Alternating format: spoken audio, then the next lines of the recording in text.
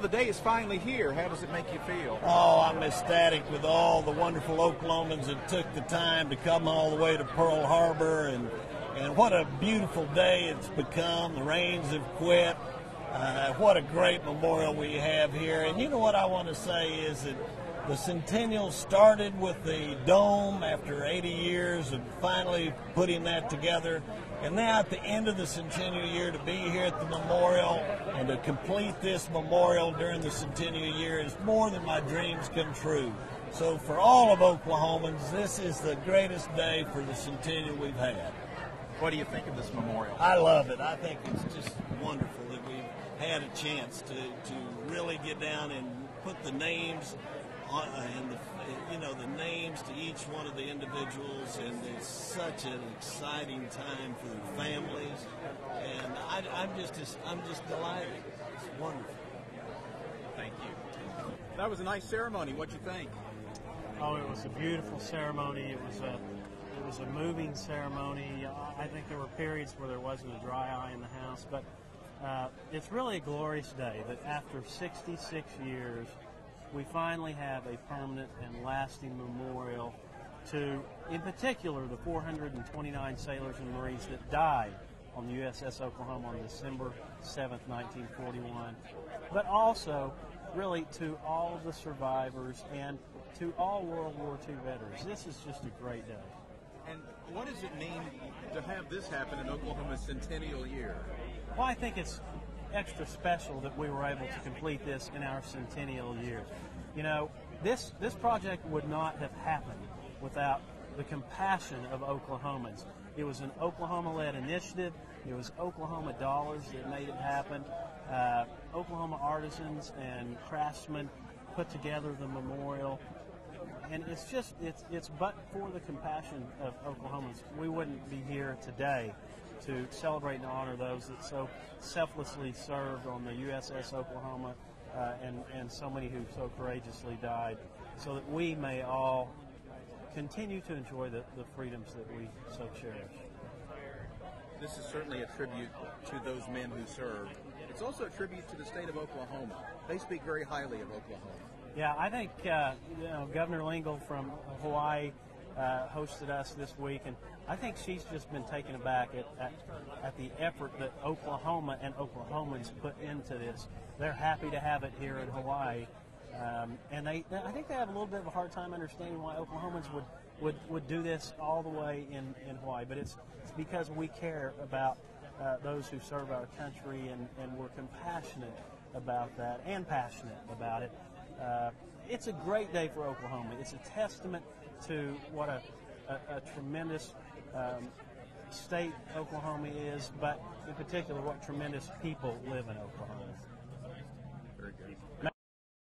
Work though, hasn't it? 7 years, and it's long overdue, as Tucker had told you, and we're glad we're here.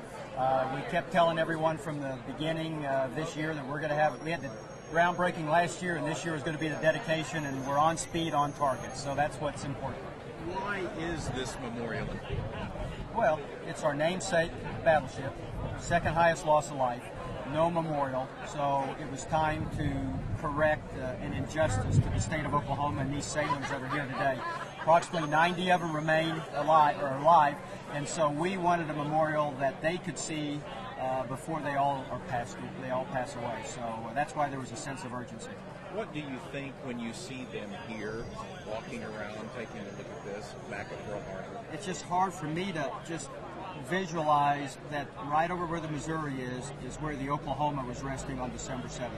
And to know that this is hollow ground, many of them probably walked over in this ground when they got out of the water.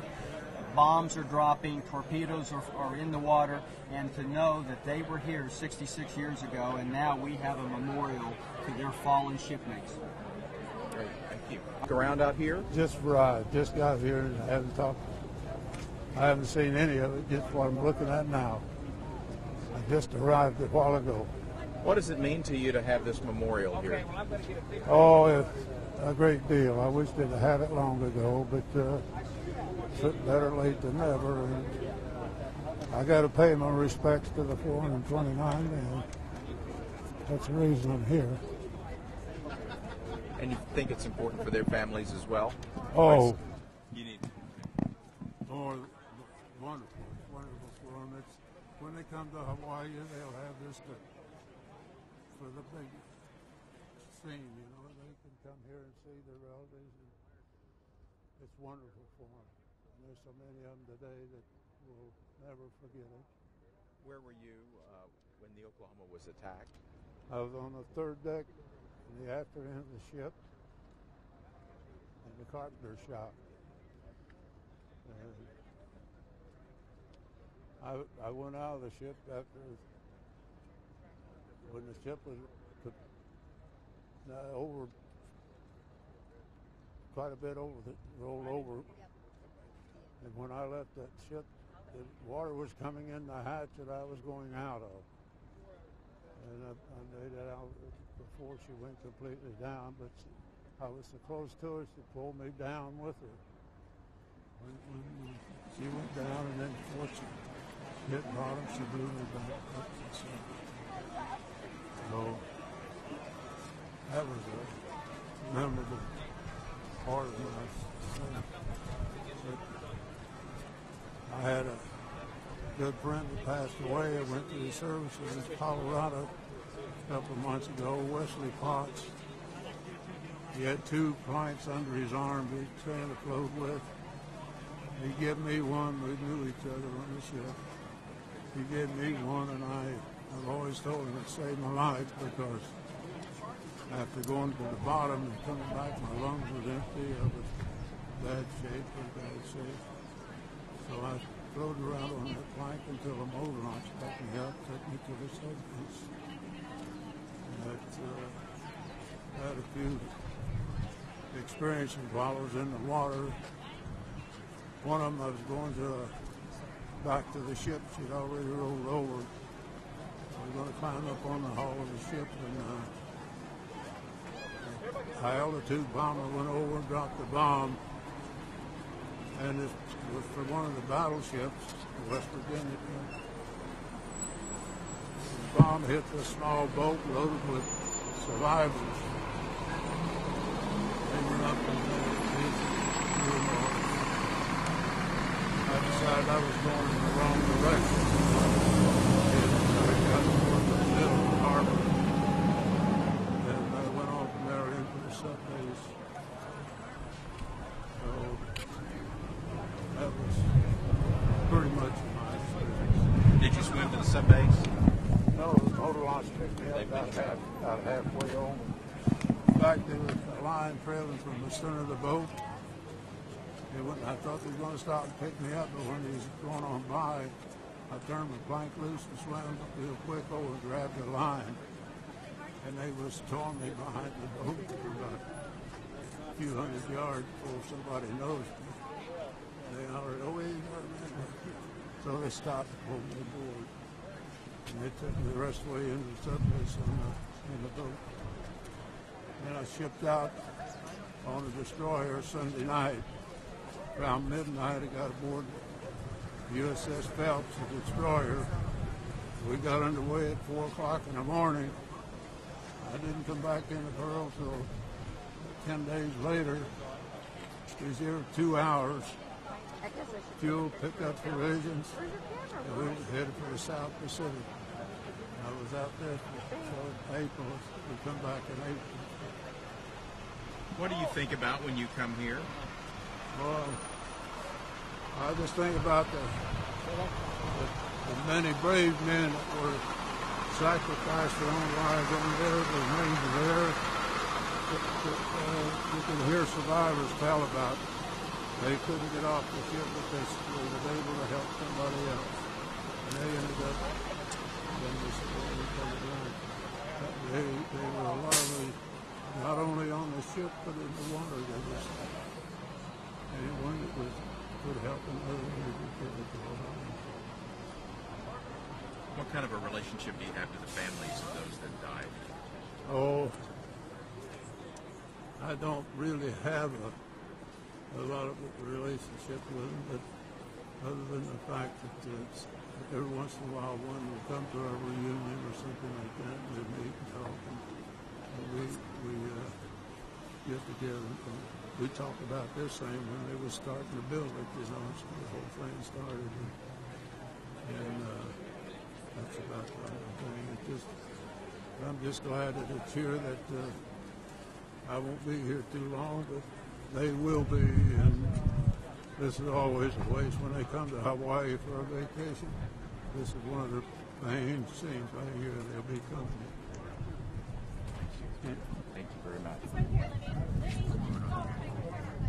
My first name is Richard. By the board ship, I was called Doc. Doc. Yeah. How'd you get that nickname? Well, I worked in the hospital as a board ship. And, I'm a retired Master Chief Navy Hospital Foreman. I spent all my life, military life, working with patients. Where do you live now? In Santa Clara, California. I've been there for quite a few years. Retired from the Navy, and the Naval Air Station, Moffett Field was my last duty station. Do you have an opportunity to come back here often? I was here last year for the groundbreaking, and yes, well, we have come to the visitor center in years past. Yes, half a dozen times. Made the 50th anniversary, 55th, 60th, and 65th. What do you think of the memorial? I love it. It's actually, I think of it as our gravestones, you know, because they're buried out in the punch bowl and graves that are marked unknown. Well, now they're known. So I really like this memorial. What does it mean to you survivors to see this finally put here? Well, to me, it's closure. Finally, after all these years, some unfinished business has now come to an end. It's completed. And these guys now, well, their families could come to this place and spend some time, just like if they were at the grave. I think of these as virtual gravestones tied to the punch bowl graves, which will always remain unknown back there. There's certainly a kinship now. What was life like on the ship, the USS Oklahoma, at that time? When I got out of boot camp, the trade school officer told me he wanted to send me to the hospital corps school. I didn't like that idea. He said, I don't have any choice. I'm going. Well, I got aboard the Oklahoma, and boy, was I glad that he did that, because the way I lived compared to the rest of the crew, I had the life of Riley. Because I had a inner-spring mattress to sleep on, and what's inside the sick bay, you know.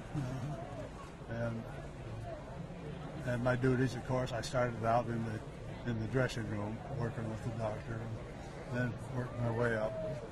I was in charge of surgery for 6 months or so, and on the December 7th, I was a medical office clerk, and did all the typing and all that kind of stuff for the ship.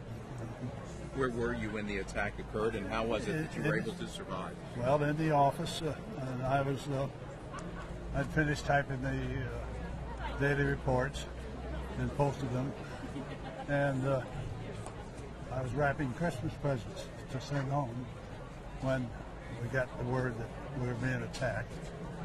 And at first I couldn't believe it, you know. But I picked up my first aid kit and went to my duty station, which was after battle dressing station on the third deck. By the time I got there, the ship was already listing, and I knew something was wrong, because the ship was wide open for annual military inspection the next day, and that's what saved my life.